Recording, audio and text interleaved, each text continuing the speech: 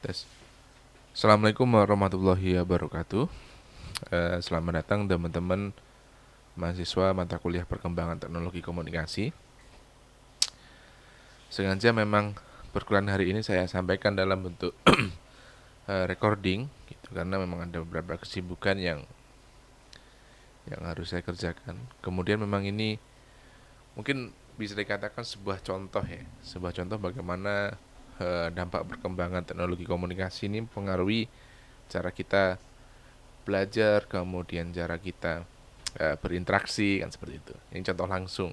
Nah, kalau dalam pertemuan kemarin kita sudah banyak belajar tentang teknologi syarat nilai, gitu. Jadi bagaimana teknologi itu ternyata punya punya banyak syarat nilai, punya nilai yang ini yang pengaruhi kehidupan kita, gitu. Misalnya tentang kemarin kita melihat video tentang bagaimana kampanye Donald Trump itu kemudian diganggu oleh para netizen, kan seperti itu. Kemudian kita tahu bagaimana sebuah negara itu struggling untuk warga negara itu struggling untuk bisa mengakses teknologi.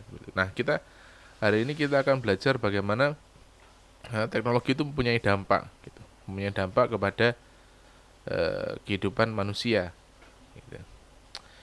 Nah, kalau kemarin kita bicara contoh-contoh teknologi itu secara nilai, maka kali ini kita akan belajar tipologi dampak, tipologi impact atau dampak perubahan. Gitu. Jadi ketika sebuah teknologi komunikasi itu berkembang, ketika sebuah teknologi itu berkembang di tengah masyarakat, ketika sebuah inovasi itu berkembang, maka ada dampak perubahannya, gitu, yang mempengaruhi baik individu maupun sistem sosial. Ya. Ini semuanya berakibat semua ini akibat dari penerimaan atau penolakan sebuah inovasi, gitu. Karena yang seperti kita pelajari sebelumnya, bahkan tidak semua manusia itu menerima inovasi ataupun menolak, kan, gitu kan. Ada yang menolak, ada yang futuris, gitu kan. Kemudian ada yang distopian seperti itu. Kayak futuris, dia sangat menyambut baik bagaimana teknologi itu berkembang. Kalau yang distopian itu selalu selalu apa ya, bisa disebut dia selalu punya pandangan negatif, selalu berhati-hati dengan perkembangan teknologi. Nah, kita akan belajar bagaimana tipologi dari dampak itu, gitu.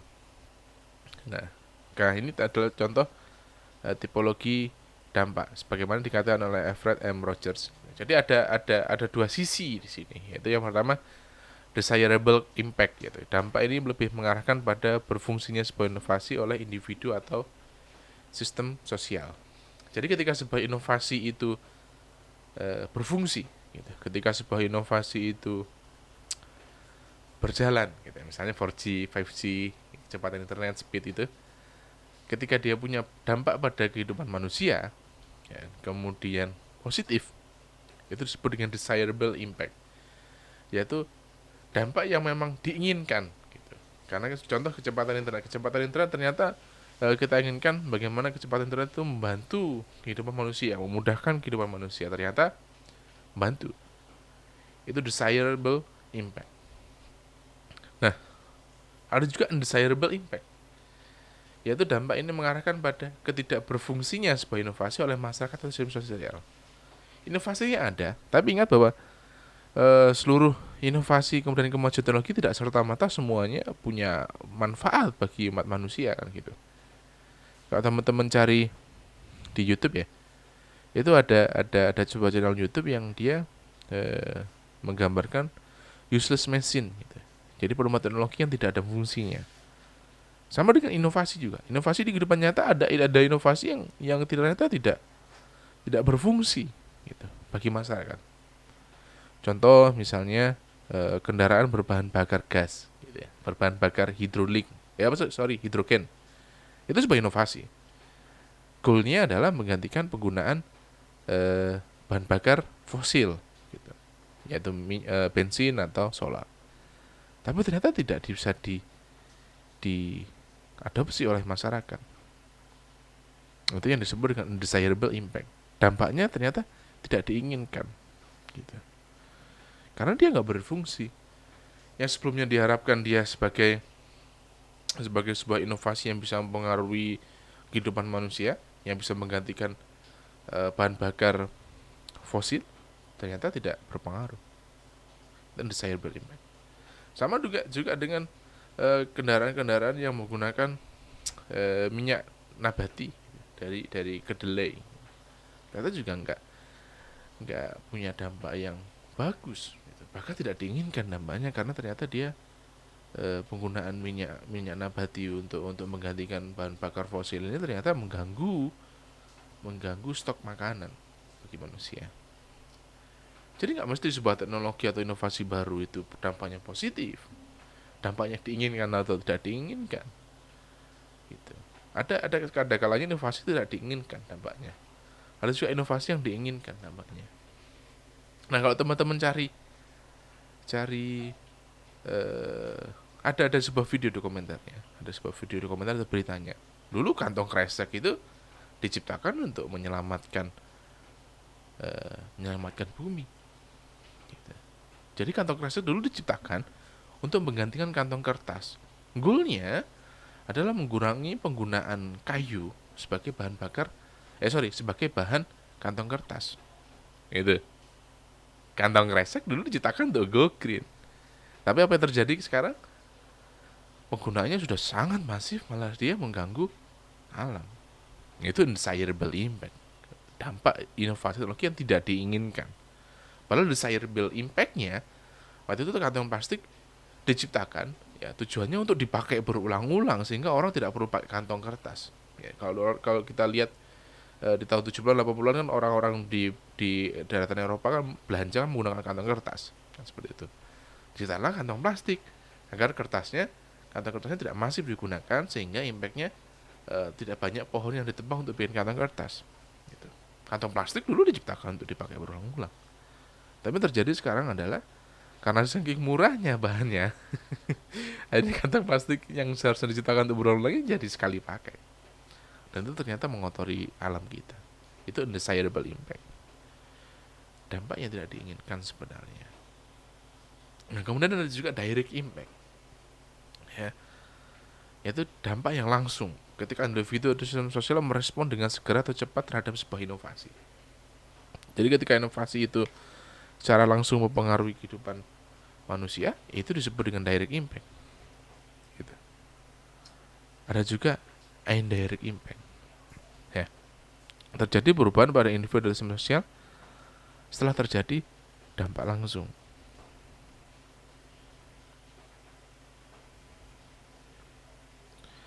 Nah, dampak langsungnya ini dampak tidak langsungnya ini terjadi ketika dampak langsungnya terjadi. Dulu eh, terciptanya aplikasi ojek online, aplikasi transportasi online banyak menimbulkan kontroversi. Kenapa? Karena direct impact-nya, dampak langsungnya dia mengganggu usaha bisnis transportasi konvensional. Gitu. Waktu itu gitu. Masyarakat merasa bahwa ini dampak langsungnya pada kehidupan kami bagi seorang sopir transportasi konvensional. Kemunculan transportasi online ini disruption, mengganggu. Itu dampak langsungnya. Tapi ternyata semakin kesini dampak tidak langsungnya, ya kan? Dampak tidak langsungnya itu ternyata menciptakan banyak lapangan pekerjaan baru.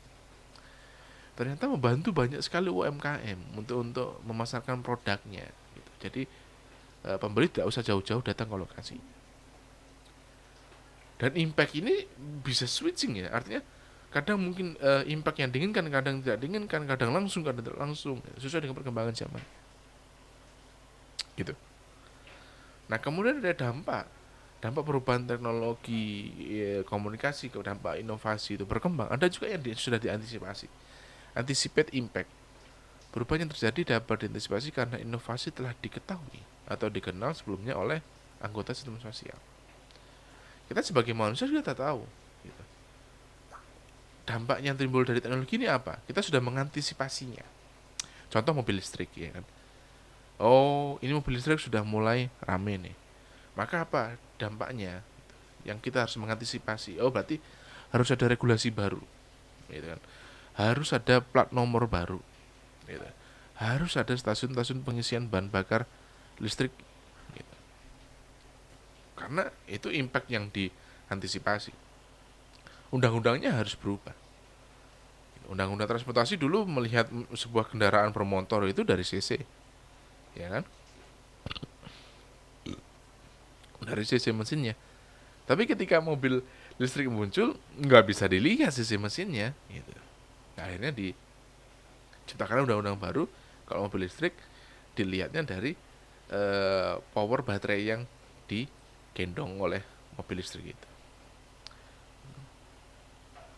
Oh, kalau dulu kalau menggunakan mobil bensin ya pilihannya isinya solar, pertamax, pertalite, bensin, gitu kan. Sekarang mikir, oh berarti untuk mengantisipasi lonjakan mobil listrik yang semakin murah, gitu, maka diciptakanlah stasiun pengisian listrik. Gitu. Jadi kayak pom bensin tapi untuk mobil listrik.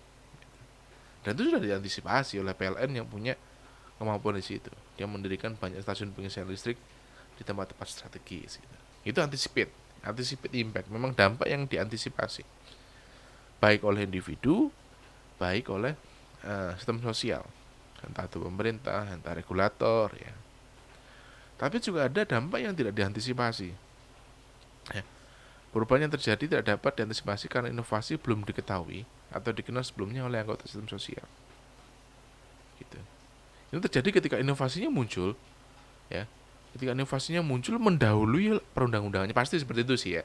Undang-undangnya belum ada inovasi, kemudian baru diciptakan undang-undangnya, baru diciptakan aturannya. Gitu. Contoh yang terbaru ini adalah biohacking ya. Jadi manusia itu berusaha mengatasi keterbatasan tanda kutip keterbatasan bentuk biologis manusia itu dengan menggunakan teknologi.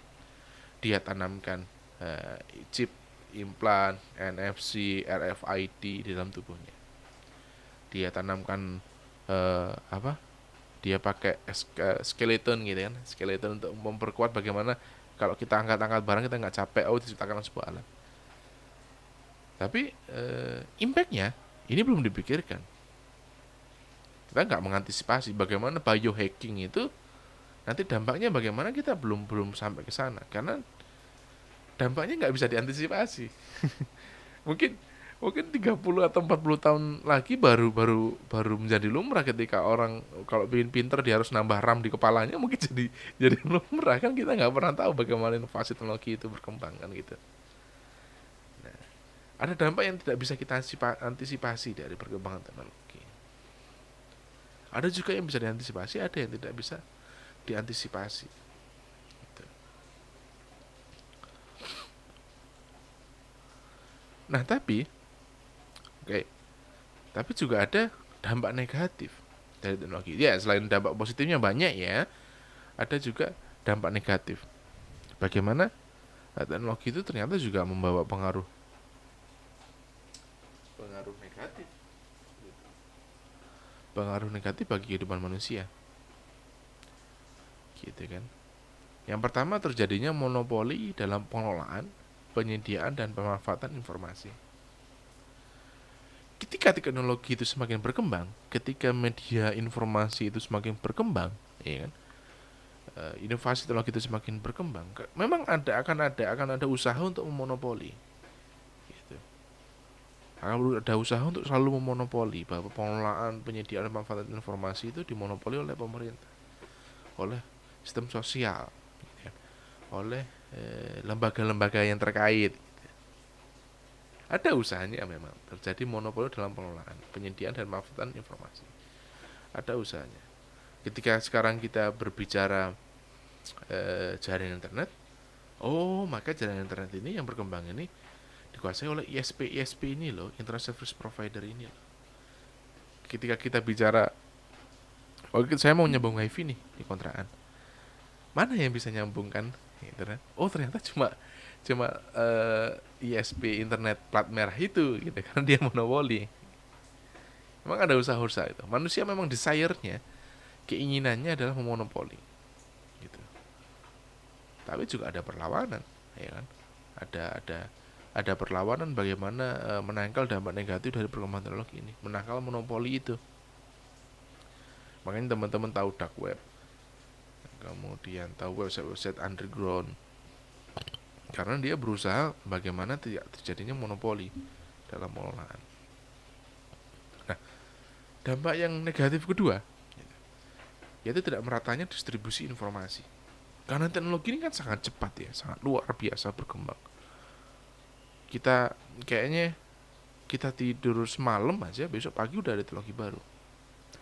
Yang terjadi adalah yang mendapat informasi-informasi yang termuktahir, perkembangan-perkembangan inovasi terbaru, ini dia punya akses ke distribusi informasinya. Tapi yang tidak punya akses pada distribusi informasi itu ketinggalan jauh, gitu kan. Misalnya di sebuah daerah yang tidak punya akses internet, maka dia tidak bisa mengakses kebutuhan-kebutuhan sosialnya karena nggak punya internet, karena nggak punya alat. Bayangkan ya, untuk mengurus EKTP pun sekarang harus pakai WhatsApp, ya kan, pakai aplikasi. Urus pensiun harus pakai aplikasi, dan ini semuanya pakai aplikasi, serba aplikasi, smart ya, smart city dan sebagainya. Bagaimana dengan masyarakat yang tidak mendapat, yang belum menikmati distribusi informasi, belum menikmati inovasi teknologi itu? Bagaimana mereka? Apakah akan tersisih? Inilah yang dampak negatif teknologi, tidak meratanya distribusi informasi. Gitu. Karena ketika dia tidak bisa mengakses informasi itu, dia nggak punya akses, beneran nggak mendapat info. Ini yang kadang kasihan. Nah, yang ketiga adalah kurangnya isi pesan yang bersifat edukatif. Susah. Kalau kita tahu bahwa inovasi teknologi itu kan membawa banyak platform hiburan, entertainment ke langsung direct ya, dari konten kreator ke penonton. Gitu. Masalahnya adalah konten yang bersifat edukatif itu tidak banyak, gitu. Tidak trending, tidak viral, sehingga pesan yang disampaikan kadang kurang edukatif. Walaupun banyak juga yang masih edukatif ya, masih inovasi teknologi dia beredukatif, tapi banyak pesan-pesan yang nggak edukatif, yang akhirnya nanti bisa mempengaruhi sistem sosialnya masyarakat. Gitu. Nah, ini yang berkaitan dengan akhirnya dampak negatif yang keempat, yaitu terjadinya polusi informasi. Oke gini, jadi kalau kita bicara media massa pada 10 atau 15 tahun yang lalu, ya, orang itu percaya dengan yang disampaikan di televisi. Kenapa mereka percaya yang disampaikan televisi? Kenapa mereka percaya yang disampaikan oleh koran? Karena ada proses redaksi di situ. Di baliknya itu, apapun berita yang muncul di koran, apapun berita yang muncul di majalah, apapun berita yang muncul di televisi, itu ada redaksi dan ada wartawan yang bertanggung jawab atas pengolahan informasi tersebut. Meskipun informasinya mungkin tidak benar, ya tidak benar, mungkin tidak benar, keliru mungkin informasinya, tapi disampaikan dengan benar, gitu. Prosesnya benar. Nah, ini yang berbeda dengan ketika perkembangan inovasi teknologi sekarang. Ya, seperti kita tahu bahwa dengan kemajuan inovasi teknologi dan kemajuan internet, semua orang bisa bikin informasi, semua orang bisa memproduksi informasi, dan tidak ada proses redaksi di situ, tidak ada proses jurnalistik di situ. Tapi, ya ini tapi ya, masyarakat yang sudah terbiasa dengan menerima informasi yang sudah melalui proses jurnalistik, yang sudah melalui proses redaksi, sudah melalui proses editor, ini mereka nggak sadar bahwa informasi yang beredar di internet itu tidak semuanya melalui proses itu, tidak semuanya bisa dipertanggungjawabkan, tidak semuanya bisa dijadikan rujukan. Akhirnya terjadi polusi informasi. Informasi yang berkembang yang benar-benar bermanfaat dengan tidak bermanfaat itu bercampur aduk. Gitu. Makanya teman-teman jangan heran ketika generasi boomer kemudian selalu mempercayai apa yang beredar di WhatsApp, karena mereka ketika masa mudanya dia dihadapkan dengan kenyataan bahwa semua informasi yang masuk ke media massa itu pasti ada yang bertanggung jawab. Hampir sebagian besar benar. Tapi ketika mereka menghadapi informasi yang disebar melalui WhatsApp, grup WhatsApp, hanya mohon maaf hanya menyebarkan, mohon maaf hanya ingin menyampaikan, gitu. Mereka nggak tahu bahwa pesan-pesan informasi itu bisa di-create oleh orang bahkan tidak punya kemampuan jurnalistik. bahwa itu adalah polusi informasi, ya, bahwa itu adalah information flooding, banjir informasi, sehingga muncullah banyak banyak istilah-istilah informasi hoax, banyak istilah informasi misleading, banyak istilah informasi misunderstanding. Dan kadang kita yang lebih melek teknologi ini kadang mengingatkan kan juga juga mendapat kendala ya, karena mereka, apa sih kamu yang muda tahu apa gitu. Emang yang muda ngerti apa, saya yang hidup lebih lama, padahal ini polusi ya, ini polusi informasi. Ini yang terjadi, ini dampak negatif, pasti dampak negatif. Contoh, mereka pun melihat YouTube gitu ya. Melihat YouTube, mereka berpikir bahwa semua yang tampil di YouTube itu sudah melalui proses redaksi, bahwa YouTube lah yang harus bertanggung jawab terhadap konten yang muncul di situ, yang harus memeriksa kebenaran konten yang ada di YouTube. Padahal YouTube hanya website ya, user generated content, website yang memadai memfasilitasi orang-orang untuk membuat konten apapun di situ, bebas. YouTube nggak punya kendali atas itu. Sialnya, mereka percaya dengan semua yang muncul gitu. Termasuk kadang kita ya, generasi muda juga seperti kita kadang terlalu percaya dengan semuanya muncul di internet. Padahal ini polusi informasi. Tinggal kita bisa memilah mana yang benar atau enggak. Kemudian terjadinya invasi terhadap privasi. Ya. 10-15 tahun lalu nggak banyak program televisi daily yang konsepnya daily vlog ya, yang menceritakan keseharian orang itu nggak banyak. Kecuali dia orang terkenal gitu, pejabat, artis, selebritis ada. Tapi sekarang kita lihat bahwa daily vlog itu banyak dilakukan oleh orang-orang yang bahkan bukan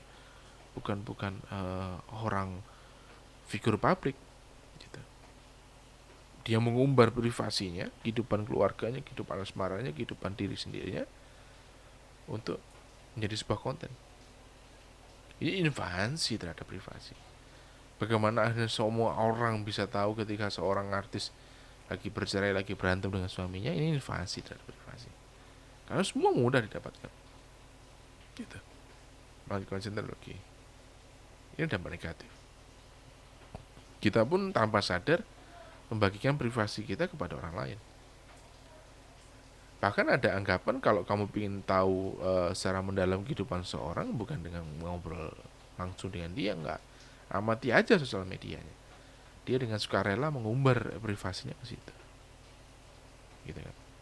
Kalau teman-teman di Twitter gitu kan banyak akun-akun Twitter yang mengumbar kesaksian-kesaksian gitu, mengumbar privasi dari followernya gitu. Jadi ada sebuah genre gitu kan, sebuah genre entah itu di Instagram atau Twitter, bagaimana followernya itu menyampaikan rahasia terdalamnya gitu kepada publik. Ini invasi terhadap privasi, dan itu kelasnya, skalanya mengerikan. Dan ini akhirnya mempengaruhi dampak negatif ke-6, yaitu timbulnya permasalahan berkaitan dengan hak cipta. Jadi kalau teman-teman tahu ya, bahkan di internet itu ada yang mengatakan bahwa apapun yang di internet yang sudah masuk di internet itu adalah hak publik, bahwa semua yang masuk di internet itu seharusnya free. Ada yang berpendapat seperti itu, sehingga hak cipta jadi semakin nggak dihargai gitu kan. Ini nyolong karyanya ini diupload ulang di sini, di-upload, di kemas ulang dan sebagainya. Nah, hak cipta jadi semakin abu-abu karena dampak invasi teknologi. Bagaimana sebuah siaran tayangan televisi yang seharusnya bertiket jadi tidak bertiket lagi gitu kan, karena di-share gratis di internet dan sebagainya. Ini dampak negatif gitu. Nah, tapi dampaknya ini dampak yang kurang besar katanya. Dampak negatif itu ternyata juga punya dampak yang lebih besar di bidang-bidang lain gitu. Di bidang sosial, kemudian di budaya, di ekonomi dan politik. Kenapa kok dampaknya itu kemana-mana, Pak? Kenapa teknologi itu juga mempengaruhi kehidupan yang lain. Kenapa dia mempengaruhi kehidupan sosial? Kenapa dia mempengaruhi budaya? Kenapa dia mempengaruhi ekonomi? Kenapa dia mempengaruhi politik? Ingat bahwa teknologi ini kan sebenarnya diciptakan untuk membantu kehidupan manusia. Itu kan. Awalnya, goalnya teknologi itu diciptakan untuk membantu kehidupan manusia. Sehingga tidak aneh ketika dia munculnya teknologi itu mempengaruhi kehidupan sosial manusia. Ya, kehidupan sosial manusia itu apa? Ya sosial budayanya, ya ekonominya, ya politiknya. Itu pasti terpengaruh. Ya, kita bahas terus tuh. Di sosial, teknologi ini mengatasi ruang dan waktu. Ruang dan waktu menjadi tidak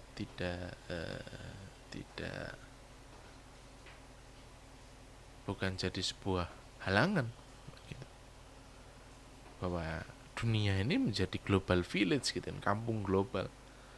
Bahwa ternyata kita bisa punya teman dari negara lain, kita bisa berkomunikasi efektif dengan orang yang bahkan kita belum bertemu gitu, yang terbatasi ruang dan waktu.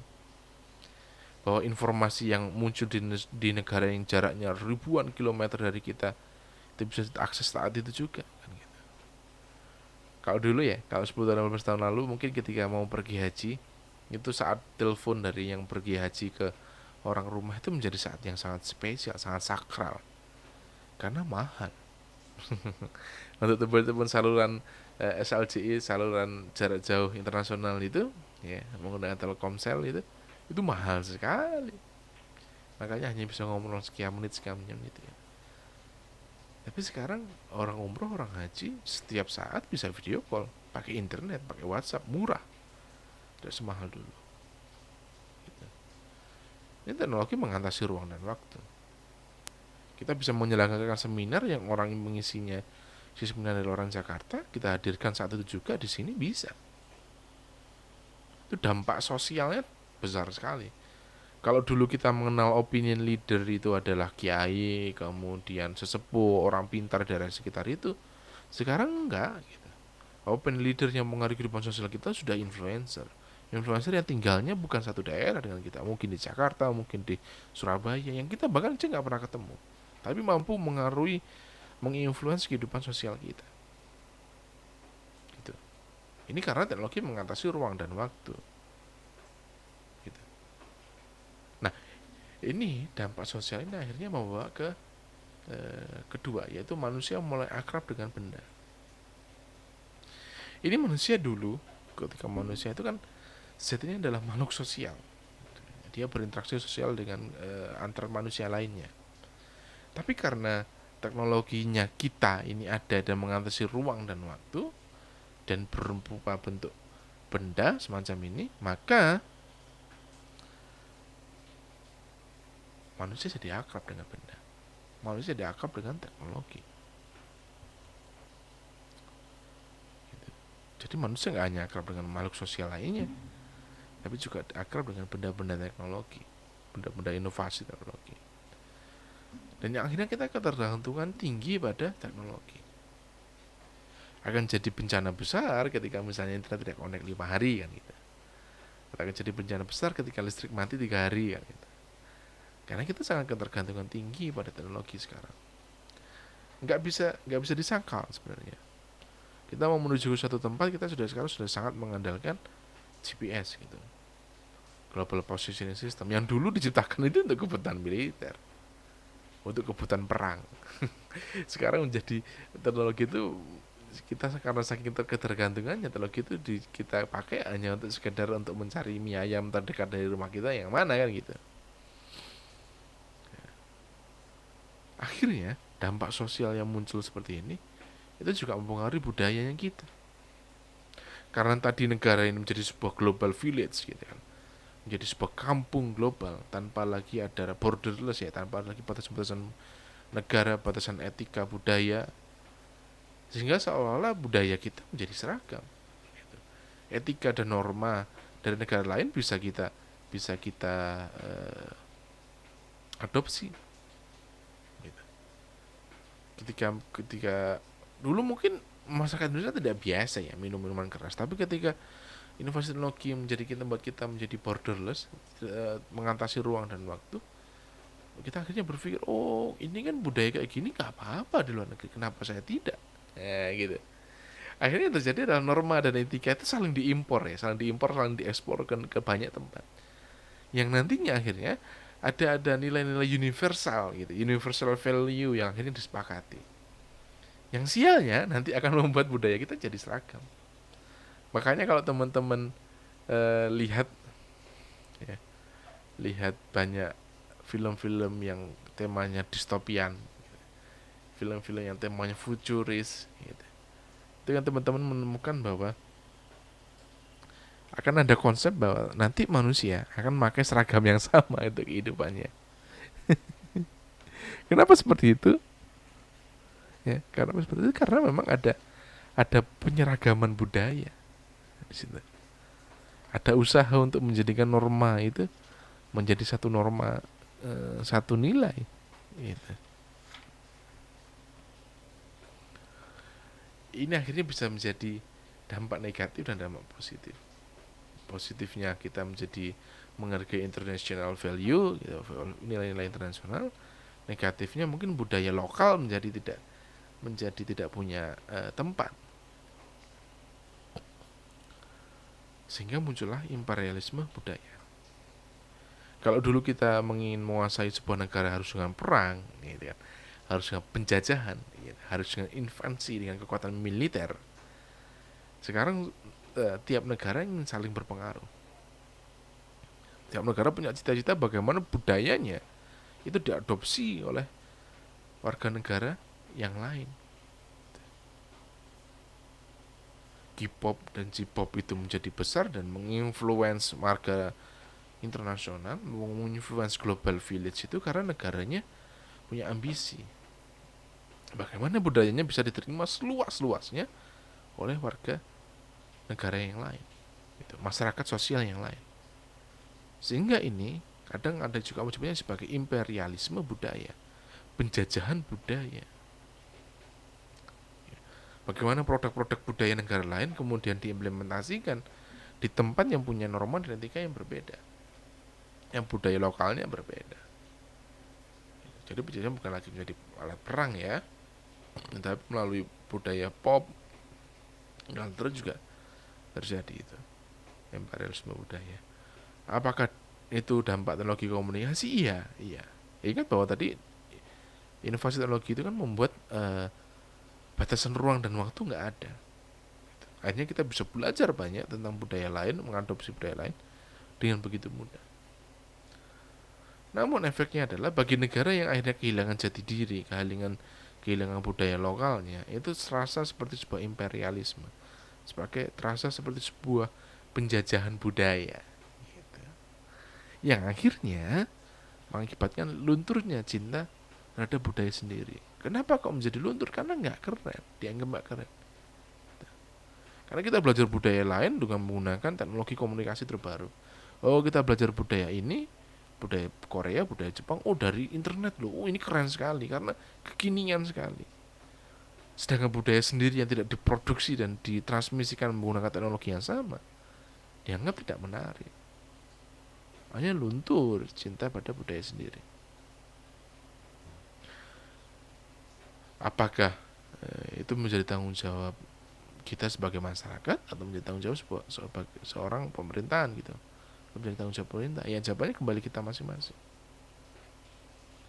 Gitu. Nah, dampak ekonominya adalah kapitalisme global. Ya. Karena ingat tadi karena dengan teknologi komunikasi ini menjadi sebuah global village gitu. Jadi kapital itu kan keuntungannya perusahaan gitu. Itu enggak lagi hanya bicara sebuah negara tertentu, tapi sudah menjadi global sekali. Barang apa yang muncul di negara lain kita juga bisa mengakses pasarnya. Ketika jualan iPhone, Apple nggak hanya membidik orang Amerika, tidak, dia juga membidik warga seluruh dunia. Nah, yang akhirnya kapitalisme global ini juga punya dampak kepada ekonomi masyarakat. Kalau pemerintah tidak pintar-pintar mengatur itu, kita akan menjadi negara konsumtif yang hanya mengakuisisi produk teknologi komunikasi dari negara lain. Hal ini juga menimbulkan adanya industrialisasi. Ketika sebuah produk teknologi banyak peminatnya, maka yang terjadi adalah industrialisasi. Bagaimana sebuah produk teknologi itu diproduksi secara massal, secara masif, gitu, melalui pendekatan industri. Karena semakin banyak produknya, semakin banyak jumlahnya, akhirnya terjadi adalah efisiensi biaya.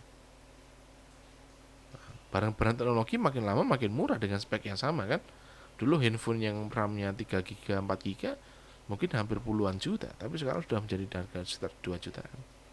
Ada efisiensi biaya di situ. Di tingkat manufacture, di tingkat perusahaan, di tingkat industri pun banyak terjadi efisiensi biaya. Kalau dulu orang membuat mobil itu harus satu persatu dilas, gitu kan, menggunakan tenaga manusia, sekarang sudah menggunakan tenaga robot. Efisien, karena robot tidak pernah demonstrasi. Robot tidak pernah minta cuti dan minta tambahan gaji kan gitu. Ini terjadi efisiensi biaya dalam segala macam produksi. Nah, secara politik, ingat bahwa tadi kita menganggap kita teknologi komunikasi, inovasi teknologi komunikasi perkembangannya ini kan membawa demokratisasi.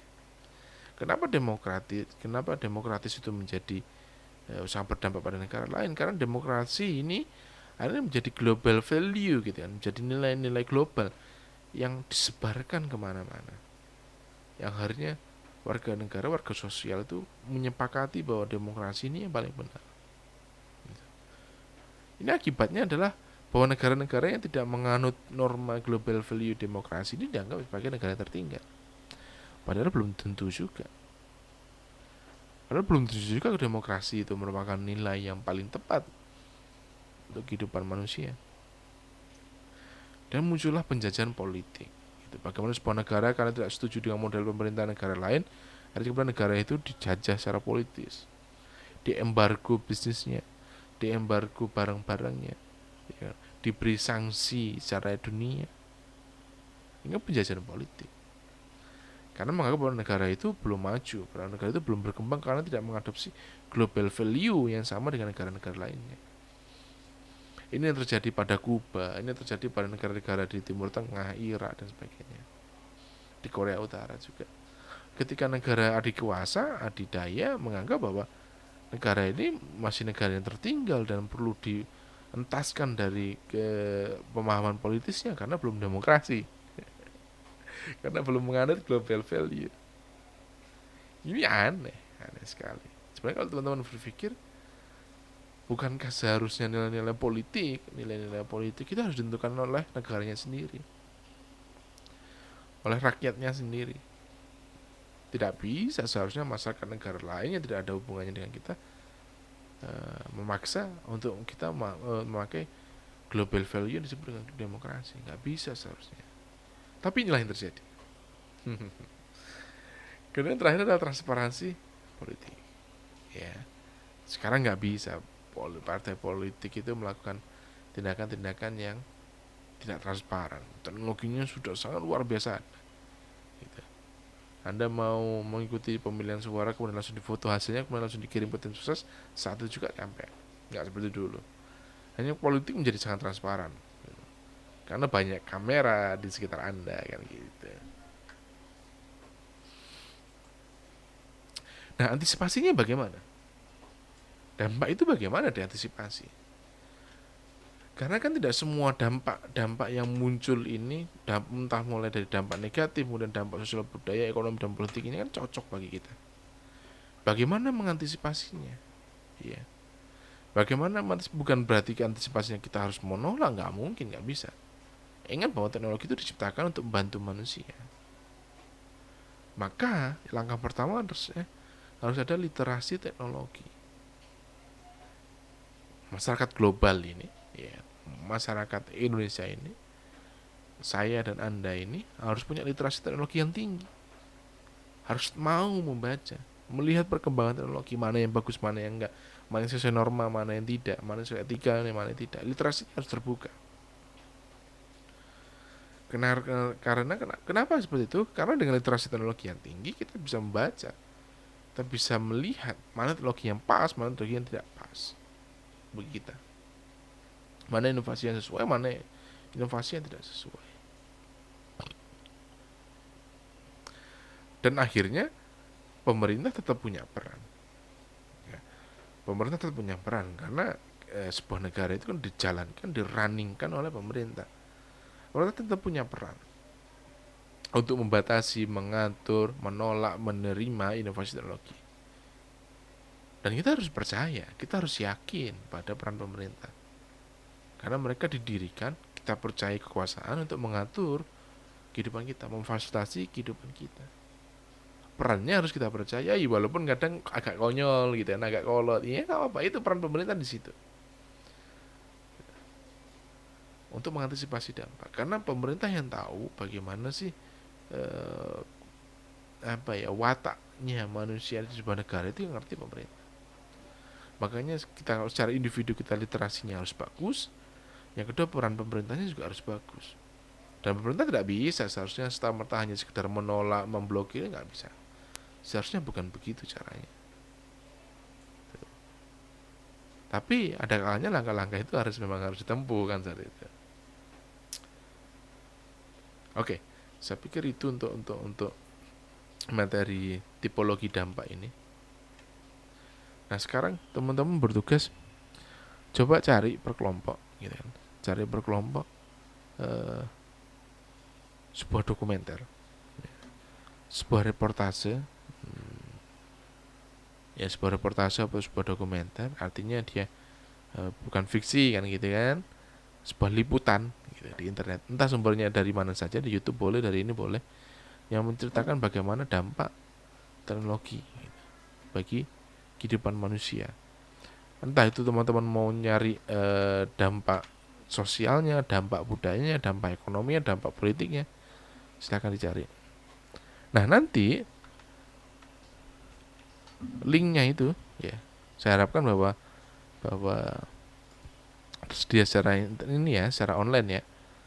Dokumenter liputannya itu saya harapkan tersedia secara online. Kemudian teman-teman kirim ke email saya.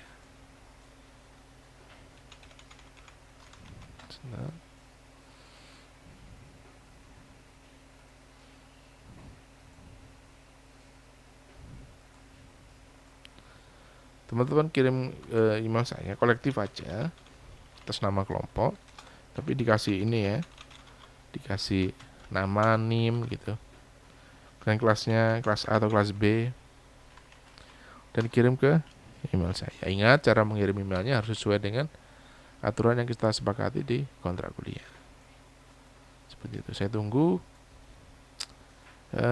sampai tanggal 2 Januari saya tunggu. 2 Januari 2359 saya tunggu ya.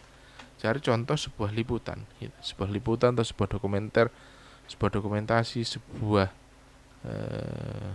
ya liputan berita ya, dari channel manapun, bahasa Inggris, bahasa Indonesia boleh, tentang dampak teknologi, entah itu secara sosial atau secara budaya, secara ekonomi, secara politik, entah itu positif, entah itu negatif. Carikan contohnya, kirim linknya ke saya. Tolong dilengkapi juga dengan nama dan NIM anggota kelompoknya. Gitu. Saya pikir itu aja pertemuan hari ini. Kurang lebihnya saya mohon maaf. Wassalamualaikum warahmatullahi wabarakatuh.